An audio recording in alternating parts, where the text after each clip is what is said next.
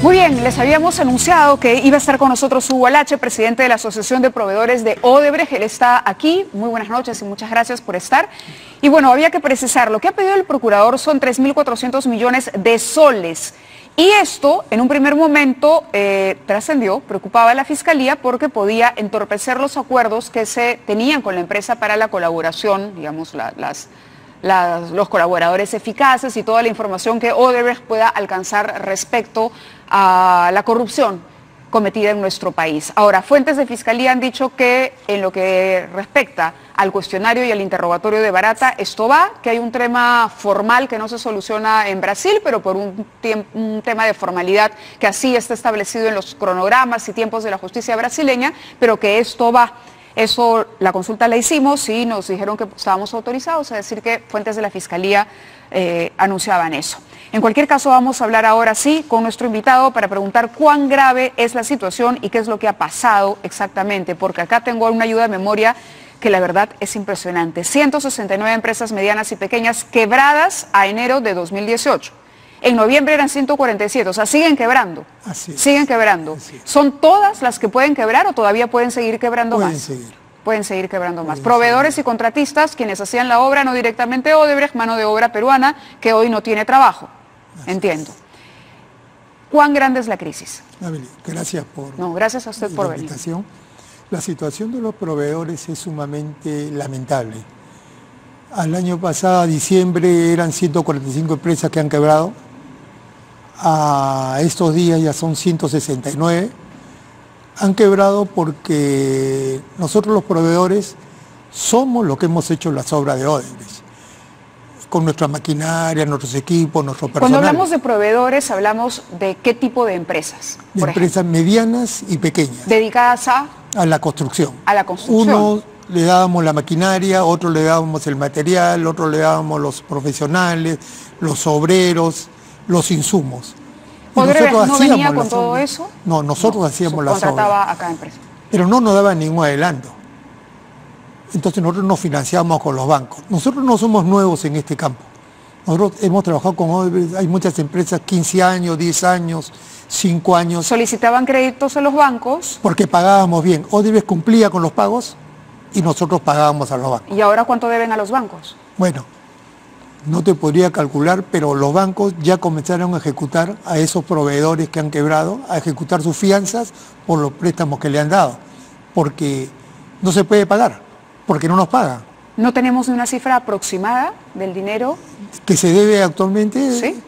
No le podría decir, porque a veces es un poco reservado de cada proveedor, ¿no? A ver, es dinero que se debe a los bancos, pero me imagino que también a los trabajadores. Sí. Que no han cobrado sueldos. Claro, Odebrecht nos debe aproximadamente 50 millones de soles. 50 millones de soles. 50 millones de soles a los proveedores. ¿Por concepto de? De un mes de trabajo. Porque cada mes nos va liquidando por avance de obra, va liquidando y nos devuelve la inversión que hemos hecho y según los contratos que tenemos. Claro, y a esto hay que sumar todos los créditos adquiridos, contratados con la banca. Así es. Mire, del dinero que nos deben del mes de diciembre del 2016, solamente nos han abonado 5 millones, que fue que el Banco de la Nación, que la SUNAT pudo devolver por una maquinaria que entregó Odebrecht. De ahí nada. Los bancos han seguido cobrando los intereses del dinero que nos facilitaron. La SUNAT nos sigue cobrando las multas, los intereses y las moras por lo que le debemos a los SUNAT porque no hemos pagado. Pero en algún momento ustedes han tocado la puerta del Ministerio de Economía, la puerta del Ministerio de Justicia para que se llegue a una solución y que no ocurra esto, por ejemplo, porque la SUNAT no tendría por qué apretarlos, es una situación que escapa de su propio control. A pesar de que la SUNAT ha intervenido en las cuentas de Odebrecht, que era el dinero con el cual nos tenían que pagar, claro. Y nosotros le hemos enviado a la SUNAT la relación de los proveedores con su facturación, que están declaradas. ¿Y la SUNAT no ha liberado este dinero? La SUNAT, ¿por qué? Porque es un tema entre la SUNAT y el contribuyente. Entonces ellos dicen, ustedes no tienen por qué meterse. Y el dinero fue incautado no porque se debía dinero, la Odebrecht le debía, no, sino por posibles deudas que puedan tener al salir el bendito decreto de urgencia. El decreto de urgencia, en ese momento la SUNAT interviene en las cuentas y el decreto de urgencia con el Ministerio de Justicia paraliza todas las obras y no deja vender nada. No lo ponen inmóvil. Acá está, ¿no? decreto 003, SUNAT intervino cuentas de Odebrecht, tengo las cifras, tienen 66 millones de soles paralizados, con los que podrían pagar los 50 millones de soles que a la fecha le deben a los proveedores. Sin embargo, eso no ha ocurrido. Ahora, entiendo que sí se intentó por lo menos hablar con Mercedes Arauz. Ustedes querían colocar la mano de obra, por ejemplo, en la reconstrucción. Hubo intentos de ese tipo. Ese seguimiento, le hemos pasado los documentos, las cartas, 3 cartas al presidente de la República, 2 cartas a la doctora Mercedes Arauz. Hace un mes estoy hablando día por medio con la PCM, con la doctora Celeste Aliaga, lo tengo que decir en este momento porque nos sentimos engañados. Con la doctora, con su secretaria, que la doctora Celeste Aliaga es la jefa del gabinete de asesores. Toda la documentación que hemos remitido al presidente y a la doctora Arauz está en manos... ¿Desde cuándo?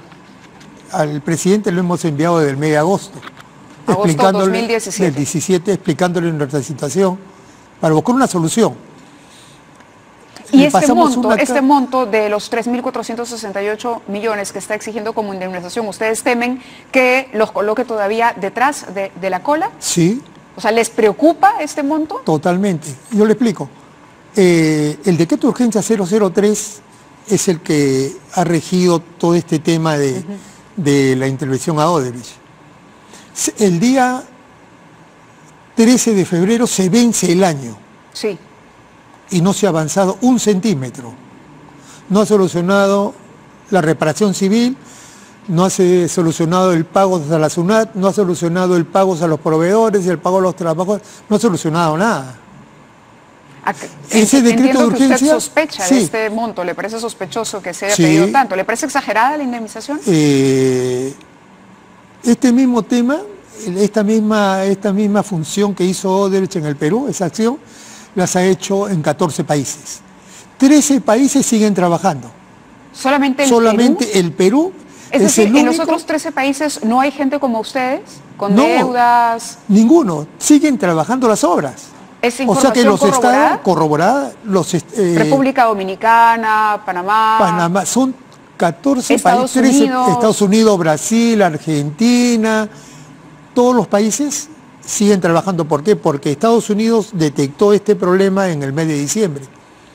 Pero llegaron a un entendimiento con Odebrecht para el pago de la reparación civil y sancionar a todos los funcionarios corruptos. Poder judicial por un lado y el acuerdo que ellos toman con Odebrecht de cuál es el monto de la reparación civil. Y le dan el tiempo para que paguen y además... para que continúen con las obras, porque las obras lo hacen los proveedores en todo sitio. Y los proveedores siguen trabajando, siguen pagando sus impuestos, Odebrecht seguiría pagando sus impuestos. Y siguen quebrando. Y acá ha sido la diferencia. Señora acá Lache, todo se ha paralizado. Se nos acaba el tiempo, pero el compromiso del programa por atender la situación queda. Hay un equipo ya designado para seguir esa información. Si tiene algo que decirnos, sí, algo, por favor, mire, en el cual nos sentimos indignados, como le dije yo hace un momento, porque he seguido el tema con la doctora Aliaga. Sí, la que tiene la información. La que tiene la información, que ya se va a solucionar, que la ministra está de viaje, que la primer ministra está de viaje.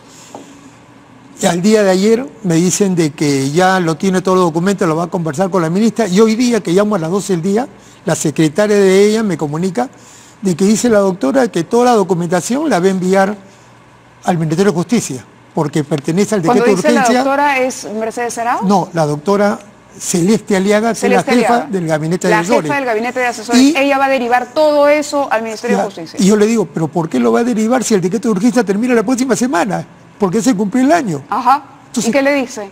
Sí, pero la doctora ha determinado. Y le digo, la doctora está consciente de lo que hoy día dijo la ministra Cooper, de que a fin de semana saque el nuevo decreto de urgencia que ya no se va a llamar 003, se llamará 025, 030. Entonces, ¿para qué lo envía al Ministerio de Justicia? Pero sí, ya acabó la vigencia. Sí, ya acabó. Señora Lache, muchas gracias por haber estado con nosotros. Le agradezco su presencia en el programa. Vamos a la pausa y regresamos en 2018.